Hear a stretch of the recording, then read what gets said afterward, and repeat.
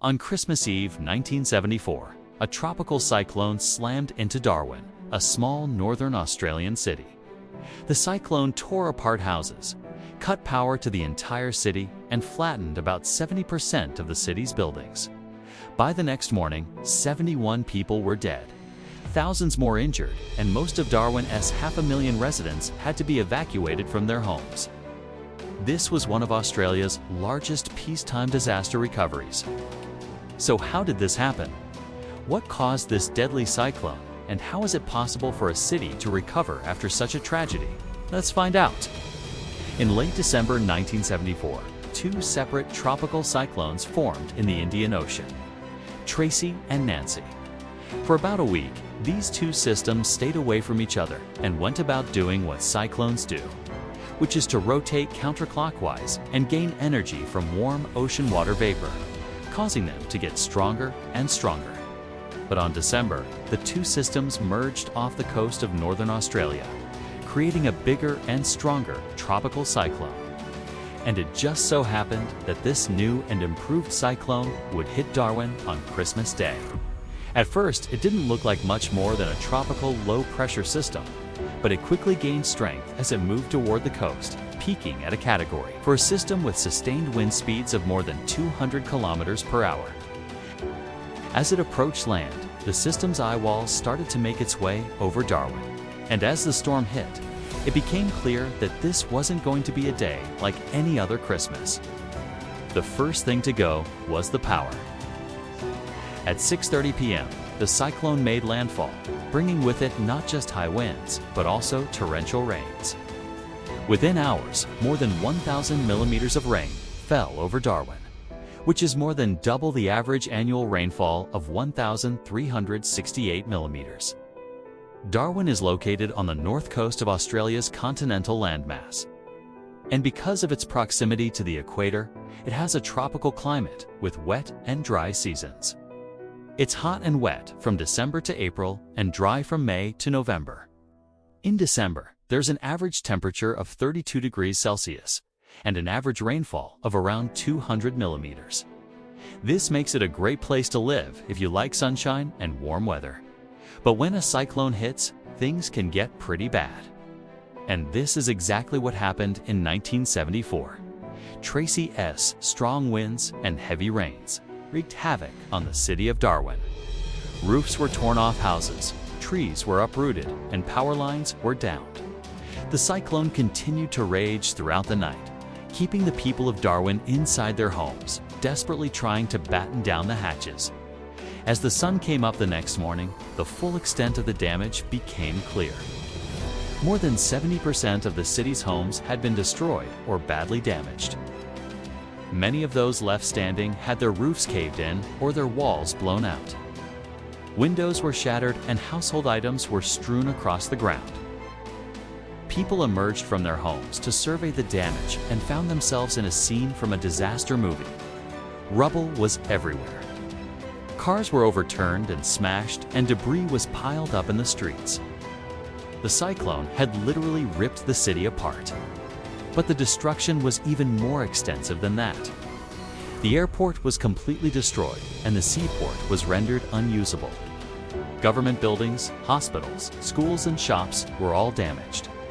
Even the railway line leading into Darwin had been ripped up. The town's water supply was cut off, and there was very little food or medical supplies left. Darwin had become a ghost town. Most of its 50,000 residents had fled, and the few who remained were struggling to cope with the aftermath of the cyclone.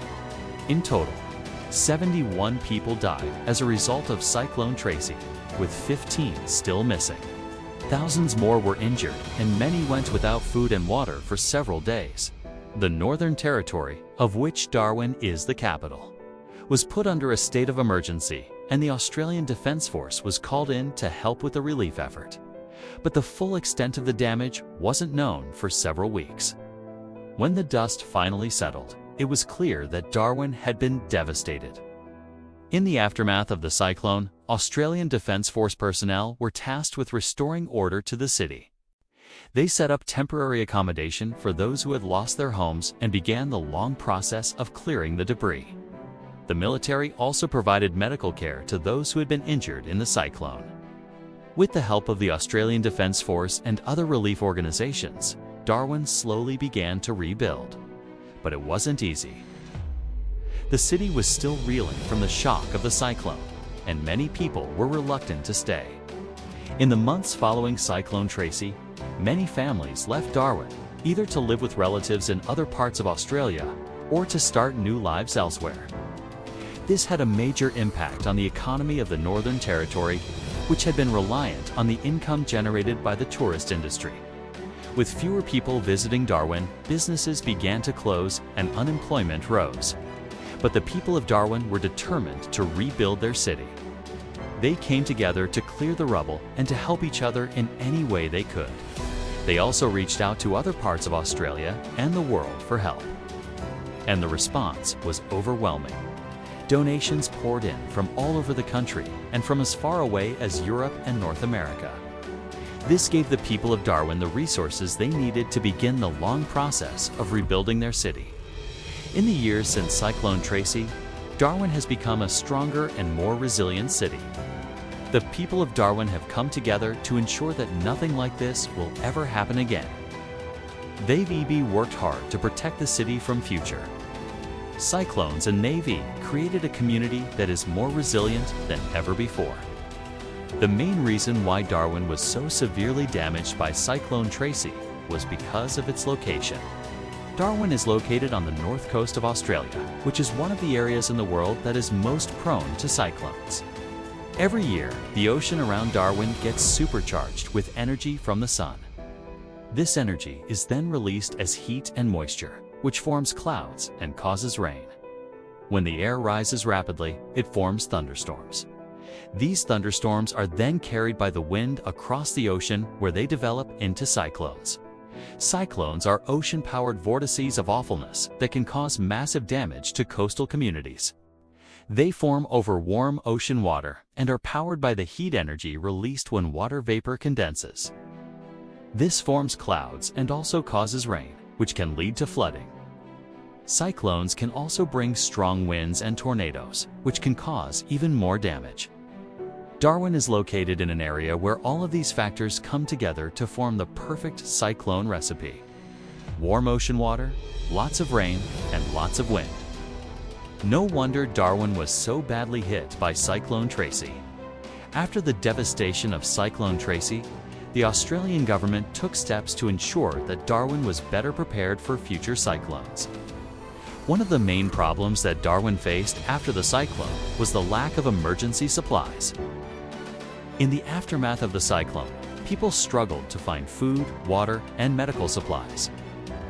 The Australian government realized that this was a major issue and began to stockpile supplies in Darwin. In the event of another cyclone, these supplies are now used to help people in the city in the aftermath of a disaster. Another problem that Darwin faced after the cyclone was the lack of shelter. Many people had lost their homes and were struggling to find somewhere to live. The Australian government worked with local councils to set up temporary shelters where people could stay while their homes were being repaired. These shelters were often set up in schools or other public buildings.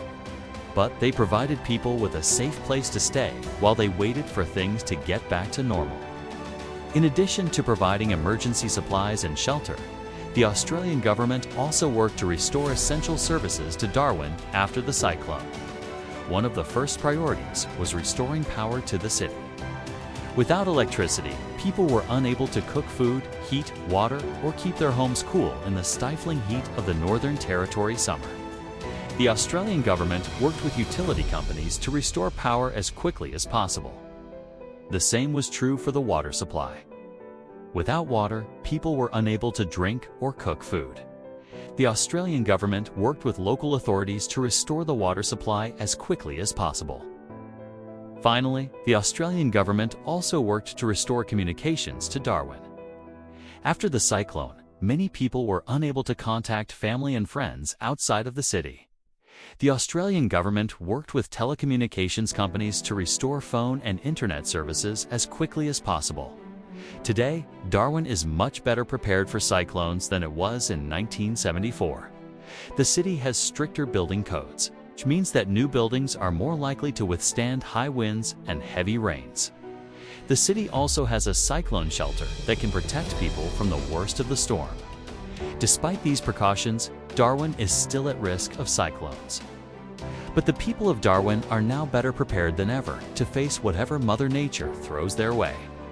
If you liked this video, please leave us a comment and don't forget to like and subscribe the channel and let us know what other historical events you'd like us to cover in the future.